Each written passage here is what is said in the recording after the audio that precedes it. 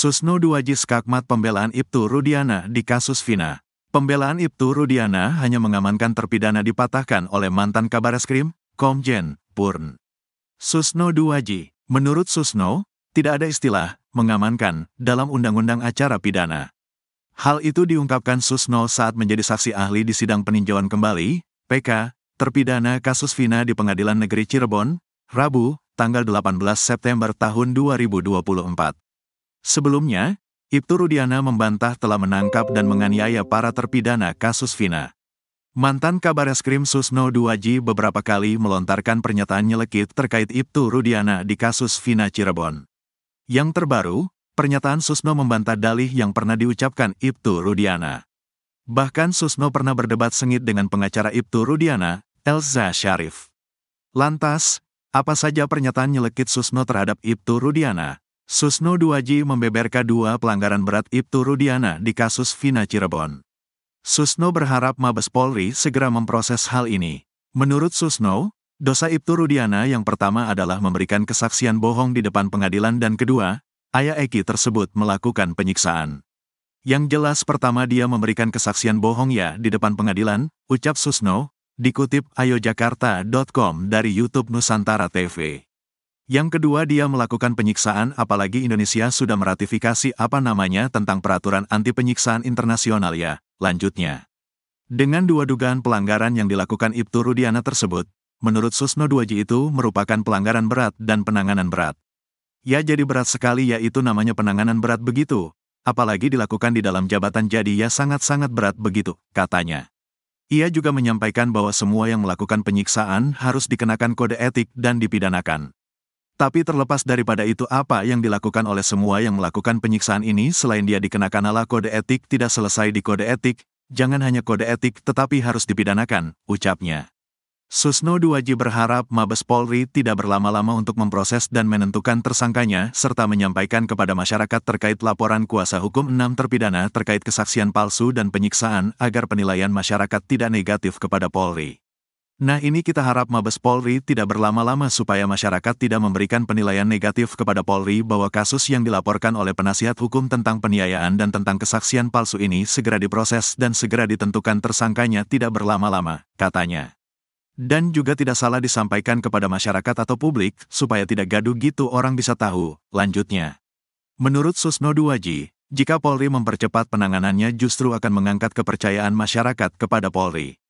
Dan ini tidak akan mengurangi tidak akan menjatuhkan nama Polri tapi justru akan mengangkat kepercayaan masyarakat kepada Polri bahwa Polri betul adanya ingin serius menangani kasus ini dan tidak membenarkan tindakan-tindakan penganiayaan tindakan-tindakan yang keliru, tutupnya. Soal sidang peninjauan kembali, PK, yang dilakukan 6 terpidana. 6 terpidana melakukan PK karena merasa tak terlibat dalam kasus meninggalnya Vina dan Eki yang terjadi pada tanggal 27 Agustus tahun 2016. Seperti diketahui, Rudiana merupakan ayah Eki. Dia pun turun tangan menangani kasus itu meski dia yang kala itu berpangkat Aibtu, bertugas di Unit Tindak Pidana Narkoba Polresta Cirebon. Pada sidang PK, nama Rudiana beberapa kali disebut, kaitan karena saya sudah ada lawyer. Bisa hubungan dengan Bang Pitra saja ya, kata Ibtu Rudiana saat didatangi Christian Greek Media Official. Ibtu Rudiana tak mau bicara banyak mengenai perlawanan para terpidana, termasuk Saka Tatal yang sudah bebas. Tanggapan saya sih menyesuaikan saja, artinya silakan lebih banyak ke Pak Pitra karena kita sudah ada lawyer, kata Rudiana. Sebelumnya, dalam sidang PK yang berlangsung di Pengadilan Cirebon, nama Rudiana jadi sorotan. Namanya dibawa-bawa para terpidana yang mengungkap kesaksian perlakuan Ibtu Rudiana saat melakukan penangkapan. Bahkan bukan hanya terpidana, beberapa saksi juga berani membuka kartu Ibtu Rudiana di persidangan tersebut.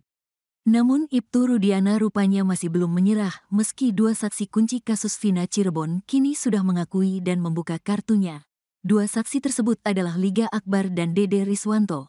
Keduanya mulai memberi kesaksian resminya lewat sidang PK 6 terpidana. Liga dan Dede sama-sama mengaku bahwa kesaksiannya pada 2016 tentang kasus Vina Cirebon adalah palsu.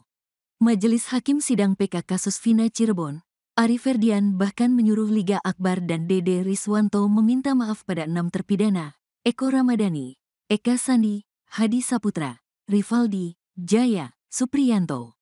Mengingatkan kembali bahwa Liga Akbar menggaku bersama Eki dan Vina saat kejadian di Jalan Perjuangan pada Sabtu tanggal 27 Agustus tahun 2016. Dalam kesaksiannya dulu, Liga mengaku dikejar pelaku lalu kabur dan berpisah dengan Eki dan Vina. Namun, kini Liga Akbar mengaku bahwa sebenarnya ia berada di warung SMA 4 Cirebon. Pun dengan Dede Riswanto, teman Aep, pada dakwaannya dulu, Dede mengaku melihat pelaku melempari Eki dan Vina menggunakan batu lalu mengejarnya. Tapi kini, Dede Riswanto mengaku bahwa kesaksiannya itu adalah palsu. Dede mengaku disuruh Aep dan Ibtu Rudiana untuk bicara demikian. Aep memberitahu bahwa saya jadi saksi atas kematian anak Pak Rudiana. Namun, saya tidak mengetahui apa-apa. Rudiana bilang dia akan mengarahkan kejadiannya dan memberikan nama-nama siapa yang terlibat, kata Dede Riswanto di sidang PK kasus Vina. Dede Riswanto menerangkan bahwa kesaksiannya soal pelemparan dan kejar-kejaran adalah bohong. Pelemparan dan kejar-kejaran itu tidak benar karena semua yang saya sampaikan di BAP sudah diarahkan Rudiana dan Aep, katanya. Dede Riswanto mengaku terpaksa menuruti Aep dan Ibtu Rudiana karena merasa takut. Saya nanya ke Pak Rudiana. Saya tidak tahu peristiwa itu. Saya bingung, saya takut. Takut Rudiana, seram wajahnya, kata Dede.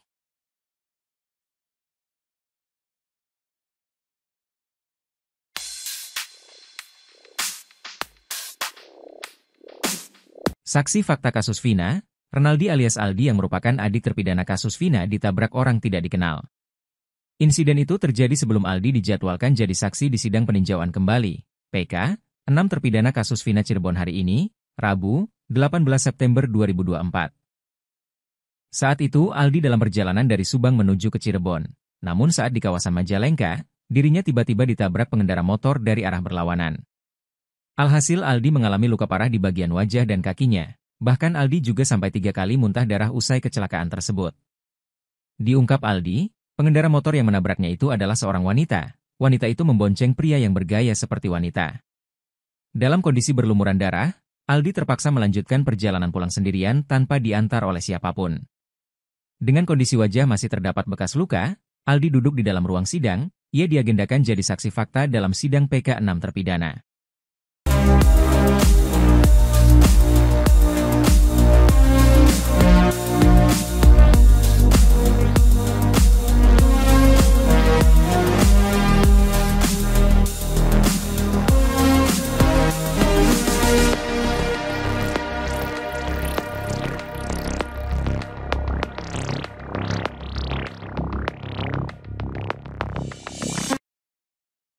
Tingkah laku pembunuh Vina di Cirebon Rivaldi Aditya Wardana alias Ucil ternyata semakin menjengkelkan. Pasalnya, Ucil ternyata tak kapok setelah divonis mendekam di penjara seumur hidup.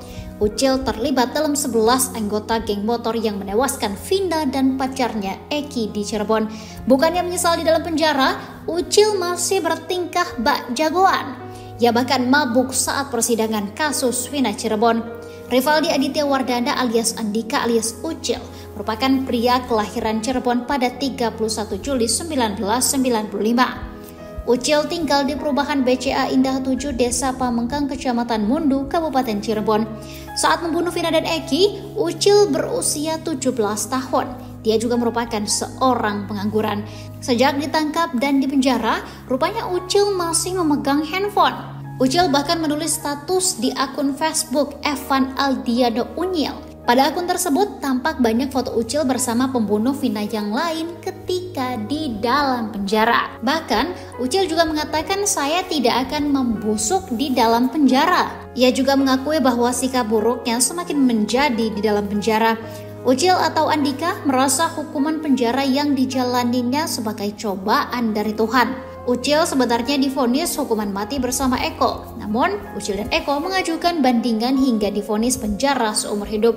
Dalam isi dakwaan terungkap bahwa Ucil berboncengan dengan Egi saat mengejar Eki dan Vina ke jembatan desa Kepompongan, Kabupaten Cirebon pada 27 Agustus 2016 lalu. Ucil juga bertindak memukul Eki dan Vina saat mereka terjatuh dari motor. Ucil dan Eki kemudian membawa Eki ke lahan kosong depan SMPN 11. Jalan Majasem, Kampung Situganga, Kelurahan Karya Mulia, Kecamatan Kesambi, Kota Cirebon. Di sanalah Ucil kembali memukul leher Eki pakai bambu.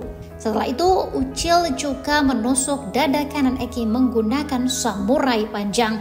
Tak sampai di situ saja, setelah Eki tewas, Ucil langsung memukul Vina. Ketika Vina pingsan, Ucil bersama Andi dan Egi menggotong untuk dipindahkan ke samping jasad Eki. Ucil alias Andika kemudian ikut memperkosa Vina bersama Eko, Dani, Hadi Sudirman, Supriyanto, Eka, dan Jaya. Bahkan saat itu Ucil langsung menyabat kepala belayang Vina